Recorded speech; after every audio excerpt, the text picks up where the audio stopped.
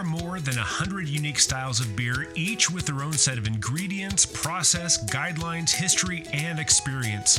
If you're a beer lover, an industry leader, or somewhere in between, a better knowledge of beer style will improve your life and your work.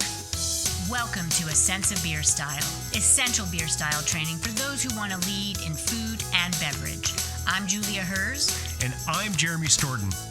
We're advanced Cicerones, beer judges, home brewers, and we're excited to guide you through the vast and wonderful world of beer styles.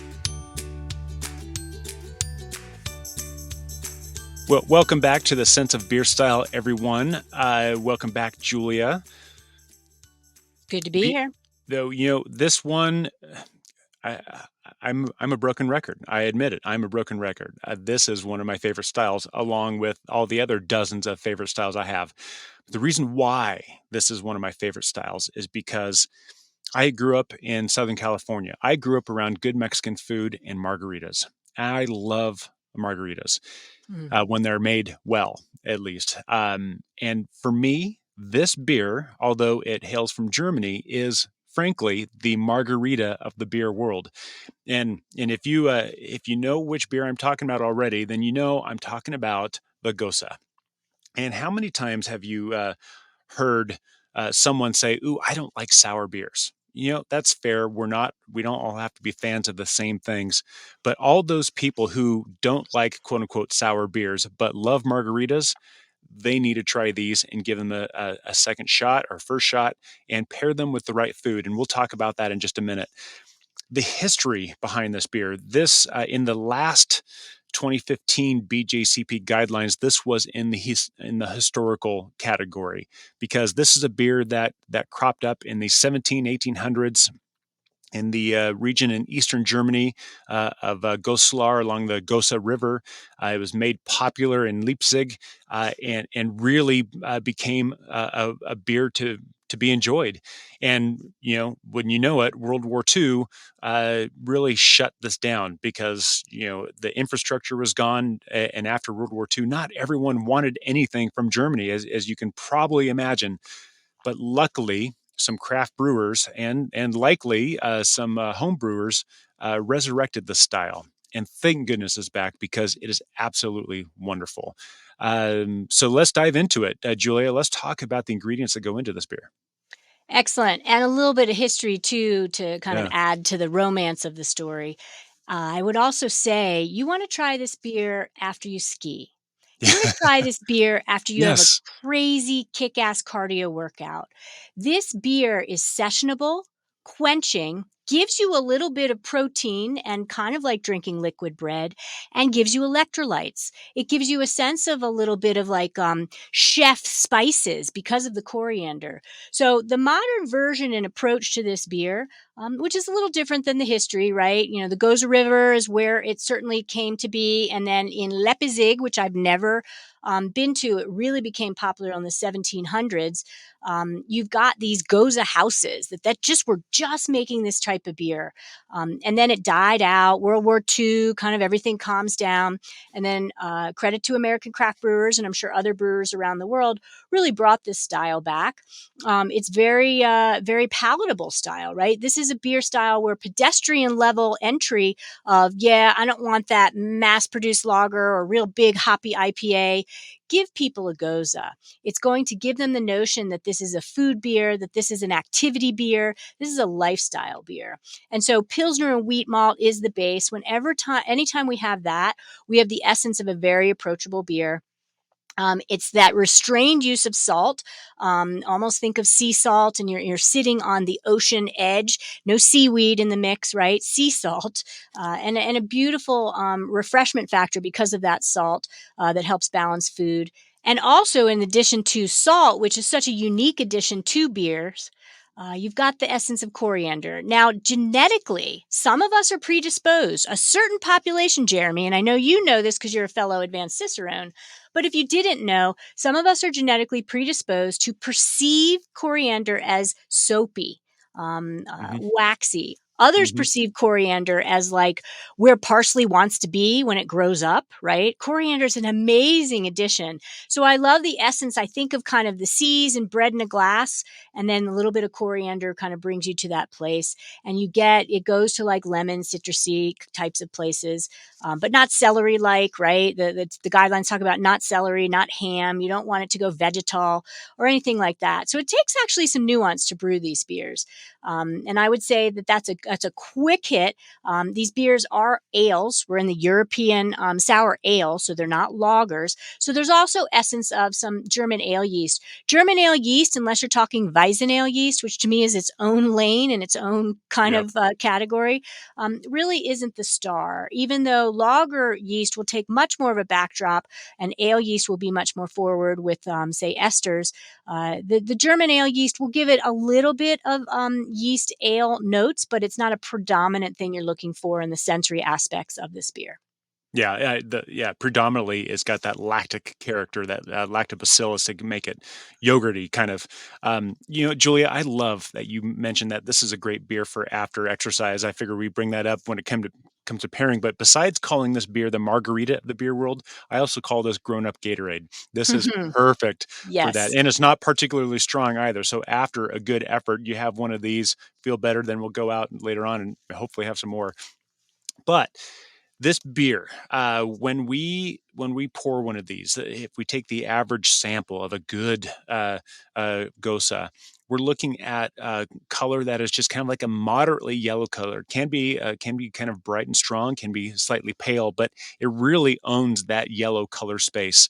It's typically unfiltered, which means it's going to have a moderate to a heavy haze, and it's really dependent on the brewer and how you've been storing it as well too. So it that's going to change. There's a huge range there. But the foam on this, you can get this just moderately really tall white head, tight dense bubbles with a really good retention. There is some wheat in there, so that's really going to proliferate that foam. But this is kind of the typical Gose that we're looking for. Let's talk about the aroma. That's even more important. Yes, and again, delicate, nuanced with this type of beer, so any aroma isn't going to be dominant, not smack you in the face. Look for delicacy and nuance, which is beautiful. I love beers like this. So, kind of light to moderate fruit aroma. They mentioned palm fruit, so essence of light pears, and that also could be attributed to some of the yeast in the fermentation. And then you can't smell sour. So again, I call the guidelines on that. But an indication potentially of that yogurt lactic sourness is going to be in the volatiles when you're smelling this beer. The coriander should be noticeable. It's a deliberate addition. You don't want it to not be noticed. So not just in the flavor, not limited to that, but also in the aroma. And then you get, that I keep talking about bread in a glass, that essence of Pilsner and wheat malt, kind of doughy, bready. But it's like when you take your dough out of the bowl and you're stretching it and pulling it, that's what you're going to start to smell from this glass, and particularly from the fermentables. And then you've got a sense of that low ethanol, but not anything big, because these are very, very sessionable beers. Yeah. Now, when we get to flavor, I always start with what I'm perceiving from the malt. So that malt's going to give us this kind of like pale, generic bread flavor. But because of the combination of that lactic sourness, we're really looking at like a sourdough bread flavor, which is just beautiful to begin with. If that's all we had was sourdough in a glass, I think I'd still be happy, right? Now we add this medium low to medium high sourness. What a range! But it's all dependent on on on how the brewer made this and how they. This is a weird thing to say within the beer world, but instead of back sweetened, they back salted it. It kind of depends on how they did that within the brewing process and how they balanced everything. But you can have quite the range of sourness. We are looking just through the nature of the fruit and the lactic and the ale yeast. We are looking at the esters that include palm fruits like apples and pears, lemons, predominantly lemons, maybe some oranges as well, but also some stone fruits. But the other flavor that we're going to get is this saltiness, a low to medium saltiness. Now, this I'm going to do a quick aside. This is a fun thing to experiment with. But people in the world of taste and flavor know that if you add just a tiny bit of salt, and you can try this at home with your water. If you add just a tiny bit of like regular table salt, or preferably like a Baja salt or a Himalayan sea salt, you'll notice that it gives it a body. And we're not on mouthfeel yet, but it does give it some body, but it adds just a touch of sweetness. Now we're adding salt to our water, and it's adding just a touch of sweetness. If we add a little bit more salt to that, then we're going to start getting some brininess. It's going to be reminiscent of having a beer at the coast. And then the more we add, then it starts getting salty, like like your fries. But keep in mind that there are different variations of how much salt and how it manifests. That comes through in this beer as well. If it's lightly salted, it may just be a touch sweet. It's going to have some mouthfeel to it, but it should never, never be salty like you drank ocean water or over-salted your French fries. That is not the point here. The point is using that salt to brine it, to sweeten it, and to give it body. The bitterness here is very, very low bitterness, if at all. The hops are not the point. This beer is balanced by acidity and salt, not with hops. So we're not going to get any hop flavor. We're going to get very low bitterness, if at all. The beer should be kind of dry and well attenuated. The sourness, the malt, even the salinity ought to be in balance, but that balance is subjective. Now, there's another thing I want to bring up too, if it's okay. In the guidelines, it mentions it should not have THP. THP is tetrahydropyridine. That is a compound that can manifest at low levels. It'll taste like breakfast cereal. At higher levels, it'll start getting kind of like mousy or rodent-like, or maybe even like a bit like urine. That should not be in there. And if we taste this, my best knowledge on this is that it typically comes through in the aftertaste. So if you start getting some weird flavors in the aftertaste, that could be a THP thing, which should not be there. So that's a flavor. It's a little bit more involved this time. Sorry for that, but let's get into mouthfeel and bring it on home.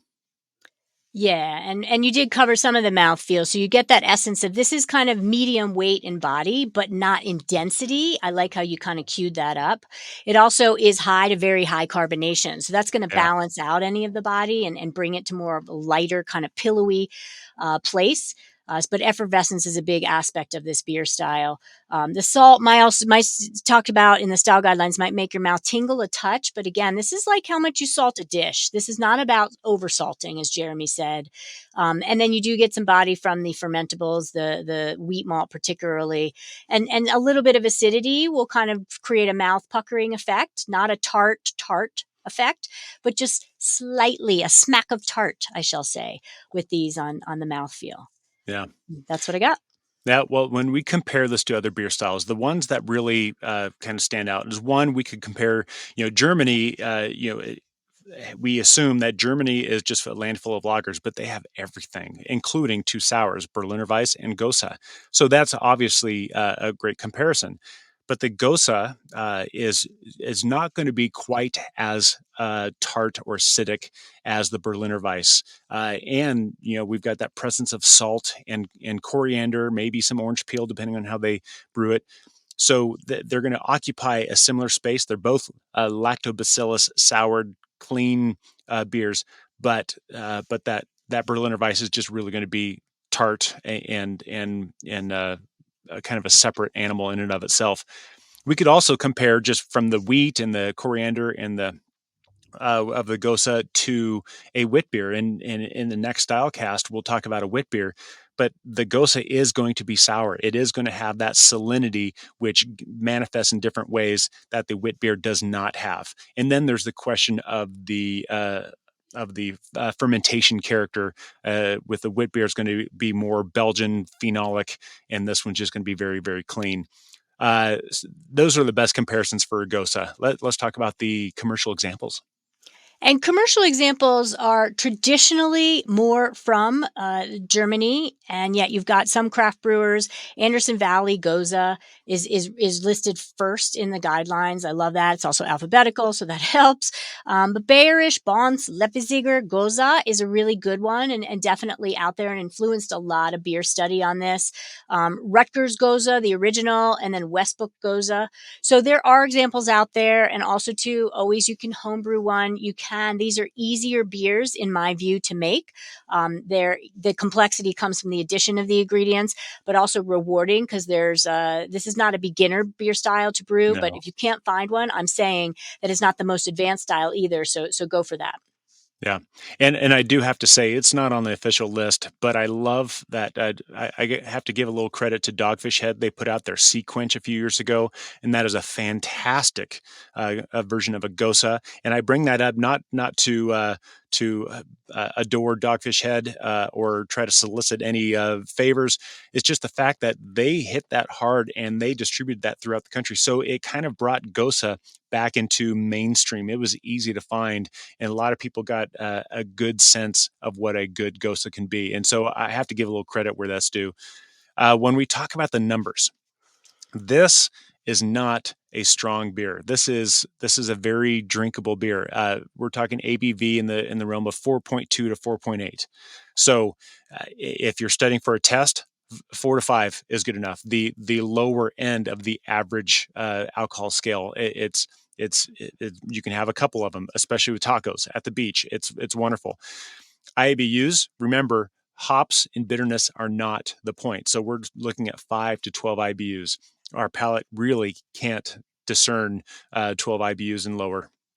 So that's not much of a concern. It's just a footnote that you probably have to memorize for a test. The original gravity, we're looking at 1036 to 1056, and that puts it in that lower range. Alcohol is not a big balancer here. For the original Plato's, we're looking at 9 to 14. Final gravity, we're looking at 1006 to 1010. This is a lighter bodied beer. This is a refreshing beer. This is that grown up Gatorade after your activity, after running through the Colorado hills with Julia. And it's just beautiful. But that final Plato will end up being in the ballpark of 1.5 to 2.5. The color scale, assuming that this is just a base beer, we're looking at 3 to 4. It's a very pale. And if you're an EBC person or European Brewery Convention, we're looking at 6 to 8. That is the stats as we know them. Let's talk about the glassware and the temperature. Excellent. And I want these cold, right? They're supposed to be Yes. refreshing. They're lighter. Yes. There's no reason. I mean, as they warm up, you will discover new things. But this is about the refreshment and enjoyment and quenching factor. So serve it at that 38 degree Fahrenheit or straight out of the refrigerator type of cold, and you'll be rewarded. I think that's the best showcase.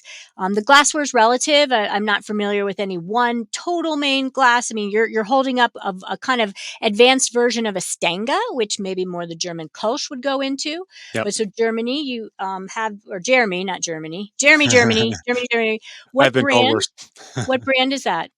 So this is really a footed shanga, and the typical glass for a Gose is very similar to this. I believe it's a little bit smaller, but if it basically a highball glass or a Cuba Libre glass, they all kind of fit that same thing. It's a tall cylinder, and so that's the glass that if we are in a Leipzig or Goslar or somewhere traditional German place, we might see a glass like this with our Gose in it. Right. Otherwise, just put it in a container and get it to your lips. That's all that matters. Exactly. And the shape of that glass is meant for slamming it and just like throwing them back, right? And not a lot of ounces at once because it's going to get too warm too fast. So it's actually a perfect glass. And on my mindset when I preface my glassware, I'm thinking of contemporary Gose. Like if you go into a brew pub today, there's not going to be that one common style glass. A Pilsner glass would do you just fine. Yeah, absolutely. Sure, you get